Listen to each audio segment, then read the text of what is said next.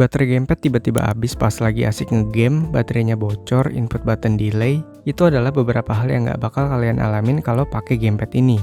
Jadi ini adalah FlyDigi Fader 5S, sebuah gamepad yang cukup unik ya bisa dibilang, karena di saat rata-rata gamepad saat ini support multi-connection, nah kalau Fader 5S ini cuma support wired mode. Karena itulah pastinya gamepad ini no latency atau no delay, dan dia juga nggak pakai baterai.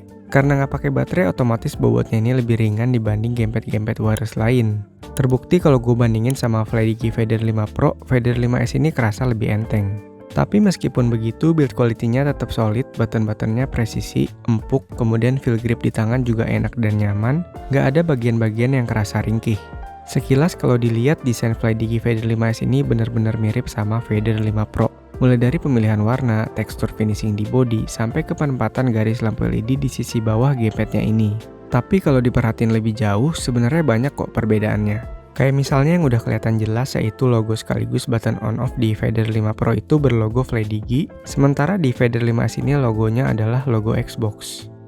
Seperti yang udah gue kasih tahu di judul videonya ya, jadi FlyDigi Fader 5S ini adalah gamepad berlisensi resmi Xbox. Artinya ini adalah gamepad hasil kerjasama antara FlyDigi dengan Xbox Official, Xbox Approve lah. Jadi peruntukannya itu memang diutamakan buat user Xbox, tapi support buat PC juga. Nah, berhubung gue nggak ada Xbox, jadi pengetesan gue ini adalah untuk penggunaan di PC aja ya. Oke, balik lagi ke perbedaan antara Fader 5 Pro dengan Fader 5S. Kalau di Fader 5 Pro bagian belakangnya itu ada semacam tekstur berbahan karet gitu yang bikin gripnya lebih enak. Nah, di Fader 5S ini nggak ada, polos aja kayak di Darelove 4. Tapi berhubung finishingnya ini matte, jadi gak licin dan tetap enak-enak aja sih di tangan. Terus di Fader 5S ini cuma ada 6 additional button, nggak kayak Fader 5 Pro yang punya 8 additional button.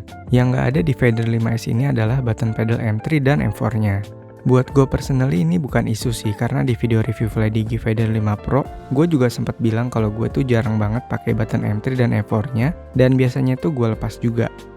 Gue cukup suka dengan penempatan logo atau tulisan FlyDigi di sisi bawah sini, menurut gue cakep, minimalis. Kalau seandainya di Fader 5 Pro logonya sama kayak gini juga sih bakalan lebih oke ya menurut gua.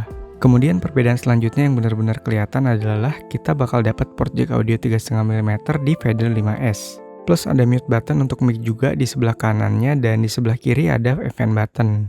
FN button ini fungsinya buat ngejalanin beberapa shortcut kayak misalnya buat switch profile, set button remapping, dan masih banyak lagi. Buat panduan lengkapnya bisa kalian baca aja di user manualnya guys. Buat gue, jack audio 3,5 mm ini bener-bener kepake banget sih, karena gue tipikal yang main game itu biasanya pakai IM. Jadi sekarang tuh udah nggak perlu jauh-jauh colokin ke PC lagi, cukup satu kabel aja yang nyolok ke PC, yaitu kabel si gamepad, dan IM gue bisa colok ke gamepadnya ini. Pilihan audio di PC-nya juga bakalan muncul kalau kita colokin earphone atau headset aja, kalau nggak colok itu nggak muncul pilihannya. Which is ini nice ya, jadi nggak akan ada kejadian salah pilih output audio ke controller. Terus yang terakhir di bawah button view dan menu di tengah sini, Fader 5S punya share button selayaknya controller Xbox. Kalau di FlyDigi Fader 5 Pro itu nggak ada. FlyDigi Fader 5S ini dibanderol dengan harga sekitar 1,3 jutaan di marketplace. Tapi ketika gue cek di HP gue setelah pakai voucher diskon, kita bisa dapat harga di 1,2 jutaan. Sebenarnya ini harga yang nggak bisa dibilang murah, terlebih FlyDigi Fader 5S ini cuma support mode wired aja. Mungkin beberapa dari kalian ada yang berpikir ya, masa sih gamepad di atas 1 juta tapi cuma bisa pakai koneksi kabel? Nah, sebenarnya dengan harga segitu di paket pembeliannya selain dapat unit gamepad, kitab-kitab, dan kabel USB Type-A to Type-C braided sepanjang 2 meter, ada satu tambahan lagi yang value-nya itu lumayan juga, yaitu kita bakalan dapat free Xbox Game Pass Ultimate 1 bulan yang kalau gue lihat-lihat di marketplace, harganya itu sekitar 200 ribuan gede, hampir 300 ribu. Dan juga perlu diingat, FlyDigi Fader 5S ini adalah gaming controller atau gamepad yang utamanya dibuat untuk Xbox. Dimana kalau kita bandingin sama harga controller Xbox Series S atau X misalnya, harganya tuh nggak terlalu beda jauh. Emang lebih mahal Fader 5S, tapi tentunya itu sepadan dengan fitur-fitur yang dikasih sama Fader 5S juga. Karena berlisensi Xbox resmi, feel native dari controller Xbox-nya ini bakalan kerasa banget. Terbukti dari beberapa fitur yang memang ada di gamepad bawaan Xbox ya, kayak misalnya button share di bagian tengah dan jack audio 3,5 mm. Terus juga ketika kita konekin ke PC, di Steam itu akan kebaca sebagai Xbox One controller. Joysticks atau analognya pastinya udah Hall effect di sini dengan teknologi Force Flex joysticks. Lifespan-nya diklaim bisa sampai 10 juta cycle dan udah zero drift pastinya. Bisa diatur lewat software mau dengan mode rectangular atau circular, kemudian ketika gue tes circularity-nya itu dapat average error di 0% untuk unit gamepad gue ini. Ada adjustable tension juga yang bisa diatur analognya mau ringan atau berat. Kalau gue bandingin sama adjustable tension di Vader 5 Pro, di Vader 5S ini feel-nya lebih nge-lock dan lebih agak keras diputernya. Overall sih untuk analog gue nggak ada isu sama sekali, beneran enak banget, responsif dan cukup snappy. Untuk button-button semua empuk, button ABXY-nya udah full mechanical yang ngasih feel tactile dan clicky, nyaman banget dipencetnya. Kemudian untuk button RB dan LB juga sangat presisi ya, bisa dipencet dari sisi mana aja. Seperti yang udah gue mention di awal, kalau FlyDigi Vader 5S ini punya 6 additional button. Bisa di-remap di software sesuai kebutuhan dan untuk penempatan dari tiap buttonnya itu benar-benar pas banget di tangan menurut gue, jadi gripnya tuh masih tetap nyaman. Lanjut ke trigger masih dengan teknologi andalan FlyDigi yaitu Force Switch Triggers yang pastinya udah Hall Effect dan Zero Dead Zone. Ada lock trigger juga ya yang bisa 2 mode, Hall Effect Linear atau Micro Switch. Untuk softwarenya sendiri agak beda sama yang dipakai di Vader 5 Pro dan Direwolf 4 yang sempat gue bahas kemarin-kemarin. Kalau untuk FlyDigi Vader 5S ini nama softwarenya adalah FlyDigi Space Station for Xbox. Kalian bisa download lewat Microsoft Store. UI softwarenya kerasa lebih modern kalau dibandingin FlyDigi Space Station yang biasa. Kerasa lebih niat dibikinnya dan lebih intuitif gitu. Untuk ubah-ubah settingannya tuh kita bisa pakai si gamepadnya juga ya, jadi nggak harus klik-klik pakai mouse. Ada 4 profile yang bisa kita custom beda-beda setting tiap profile, kemudian di dalamnya itu kita bisa remap seluruh button di gamepad, ubah sensitivitas joystick, atur polling rate, atur travel adjustment trigger, atur vibration di grip dan trigger, terus kita juga bisa atur lighting effect di gamepadnya, even bisa dimatiin juga kalau kalian nggak terlalu suka lightingnya ini nyala.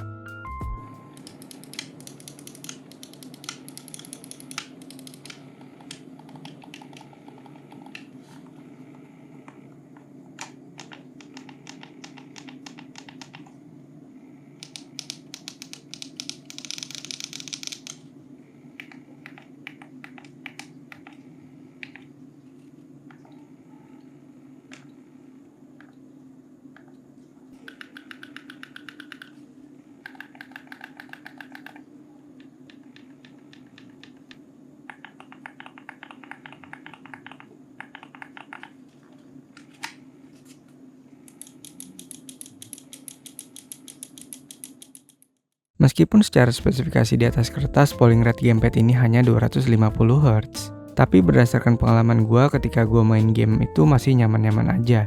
Nggak berasa latensi sama sekali. Apalagi karena wired only juga pasti no latency, ataupun kalau memang ada latensinya ya pasti kecil banget. Polling rate yang hanya 250 Hz ini juga karena standar sertifikasi dari Xbox ya yang ngebatasin controller third party untuk konsol Xbox itu maksimalnya di 250 Hz dengan alasan kestabilan sistem. Tapi kalau untuk PC kita itu bisa ubah polling rate-nya ke 500 Hz lewat software FlyDigi Space Station for Xbox. Selama kurang lebih seminggu gue pakai gamepad ini buat main game mulai dari Forza Horizon 6, EAFC 26, Gears of War Ultimate Edition, dan beberapa game lain. Gue merasa FlyDigi Vader 5S ini cukup nyaman dipakai main game lama-lama.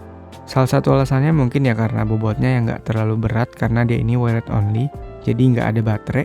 Terus yang paling gue suka itu karena jack audio 3,5 mm nya juga sih, beneran kepake banget di gue. Kesimpulannya menurut gue FlyDigi Vader 5S ini adalah salah satu top tier gamepad yang patut dipertimbangin kalau kalian adalah user Xbox. Dilengkapin banyak fitur menarik, build quality solid, button-buttonnya empuk, kemudian feel di genggamannya juga nyaman banget. Jujur kalau buat gamer PC dengan range harga yang nggak terlalu jauh beda sama Vader 5 Pro, gue sih prefer untuk ambil Vader 5 Pro sekalian. Tapi ya yang gue bilang tadi, FlyDigi Vader 5S ini patut dipertimbangin kalau kalian adalah pengguna atau gamer Xbox. Nambah sedikit dari harga controller Xbox Series S atau X original, kalian bisa dapetin gamepad native feel Xbox dengan tambahan fitur-fitur yang menarik. Terus ya nilai plusnya lagi kalian bakalan dapet Xbox Game Pass Ultimate 1 bulan di tiap pembelian gamepad ini. Oke segitu aja buat video kali ini, terima kasih buat yang udah nonton sampai akhir. Jangan lupa like dan subscribe kalau suka sama videonya, dislike kalau nggak suka. Tinggalin komentar kalau ada saran, pertanyaan, atau apapun. Dan sampai ketemu di video selanjutnya.